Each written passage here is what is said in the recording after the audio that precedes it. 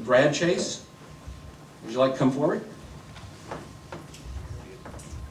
Mr. President, members of the board, my name is Brad Chase from Cleveland, Ohio. I'm here this morning to speak in favor of bicycle pedestrian accommodation on the new Interbelt Bridge. And I'm here to really hope to get this board excited for once about creating a vision for what this region can be in the future. We've seen what it has been in the past. We've been through a number of decades where it's been difficult. We face difficult challenges every day in transportation investments particularly. But there is an opportunity with new leadership in Washington, new leadership in Columbus at ODOT, a new direction in this country to really get it right here in Cleveland. And I ask everybody at this table and in this room this morning to take that time to make sure that we get this right.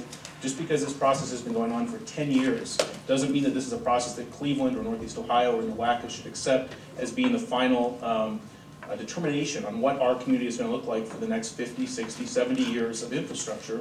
When gas prices are $4 today, $5 in the future, more and more people are choosing to bike and walk and use public transportation as part of livable communities and as part of choices that they make. I'd also ask that in the future that the board respect the public comments and please try to keep them at the beginning of the meeting. The people in the room here today that are here to speak have taken time off of work to attend. Many of them have biked down here to attend, and these are important issues that are on the agenda. So I would appreciate it if the board could, in the future, maintain in the past how this has happened, where the public comments will stay at the beginning of the meetings, to respect everybody that's here this morning. We'll see if this works on this, maybe it won't. In your packets there are a few slides that I just wanted to point out important. Is there? Okay. Y-axis is important, and then maybe, okay, there we go. A few figures that I think have been missed in this whole process, and then I'll be finished, is the idea that this bridge is being built in downtown Cleveland. And these are the 25% of Cleveland households have no access to an automobile. And on either side of this bridge, 30% in Tremont, 65% in Central, 44% downtown have no access to a car. So we're not talking about building for somebody in Lake County or somebody in Medina County where we're not fighting for bike lanes on a bridge. We're talking about building a new piece of infrastructure, over $400 million here in the city of Cleveland, where over half the residents in some of the neighborhoods will have no access to this bridge. And we think that's wrong. I think that's wrong. And that this board, this state, and has a chance to get it right. Mr. Chase, you have about another 10 seconds. Okay. The rest of the packet's in there. Biking and walking potential, 27%. The proposed, ODOT's proposal in there as well, not safe. And just to see what other regions are doing.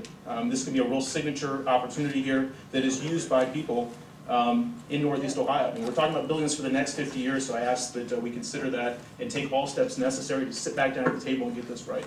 Thank you. Thank you, Mr. Chase. By just asking if you rode your bike today, or if you cycle here regularly, or you support bike access on the Interbelt Bridge, please stand.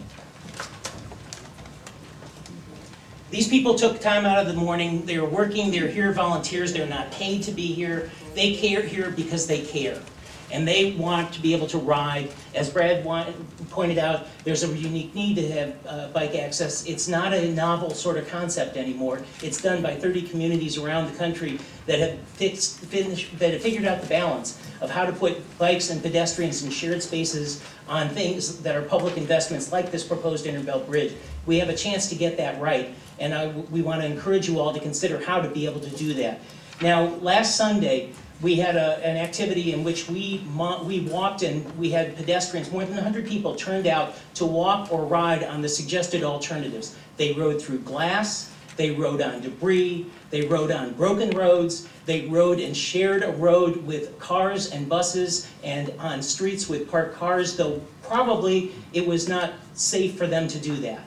And those were the preferred modes that ODOT is suggesting that these bicyclists do it. They're being treated like second-class citizens, and that's not fair.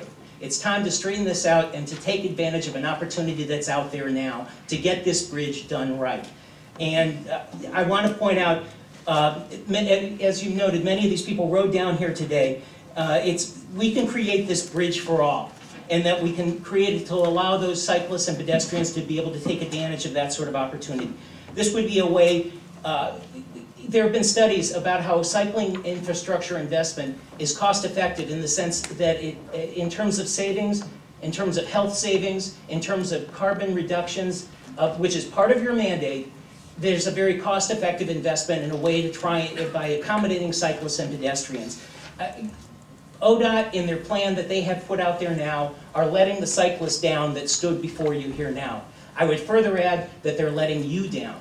They're letting you down because your obligation is out there for planning as well. Not just the mission that you've written up on your website, it's not the plans and things that you've adopted, it's the federal law that says that you need to be evaluating multimodalism and seeing how it fits into the plans and opportunities for people as you may move forward with these investments.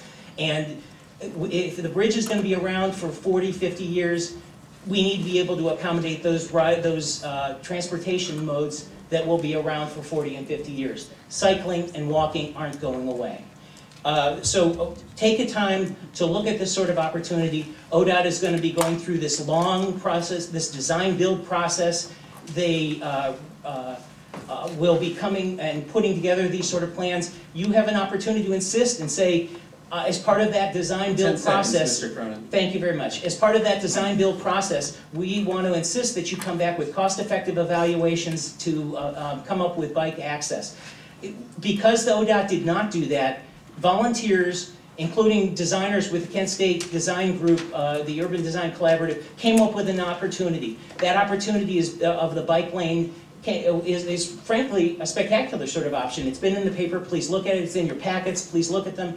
It would be a way of creating some sort of signature opportunity in Cleveland for, not just for cyclists, not just for walkers, but for anybody, and encourage them to visit and to enjoy the look that this sort of opportunity would create. So I thank you for your time, and I thank you more for the attention that you're going to be giving to this subject in the coming weeks and months. Thank you. Mr. Cronin. Good morning, everybody. Thank you very much. I'm David Beach, a Cleveland resident, and I'm director at the Green City Blue Lake Institute. First of all, I want to thank NOACA for your green office policies. That's a good step forward, good to hear. And also thank ODOT for your advancing rail in Ohio, which is really necessary if we're going to have a sustainable transportation system in the future. But I'm here to talk, as the others are, about the Interbelt Bridge and pedestrian and bike accommodation.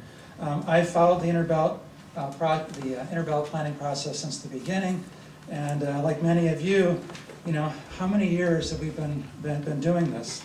And after all the planning, all the meetings, all the money spent, and all the hopes that this biggest planning project, biggest infrastructure project in Cleveland history would do something transformative for this city. We really started out hoping that would be the case, but after all that, we've really got nothing.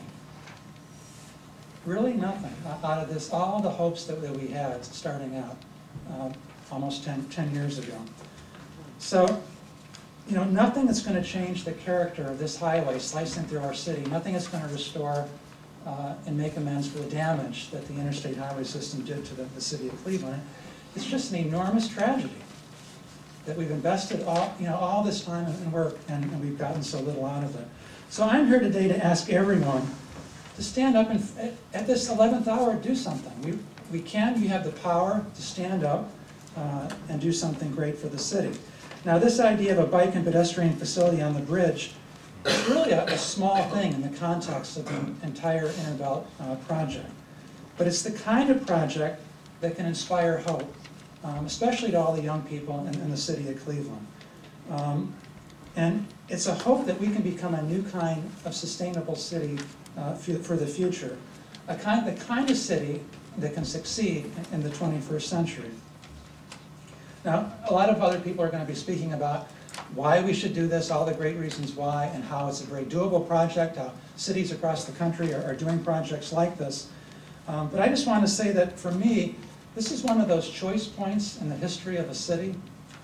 And if we can't get this right, after all the work that we've done, God help us. If we can't do something great for the city of Cleveland, something that's great and inspirational out of this project, then I really think that we failed the public and the future generations of the city of Cleveland. So, thank you. Thank you, Mr. Beach. Yes, Mark Lefkowitz.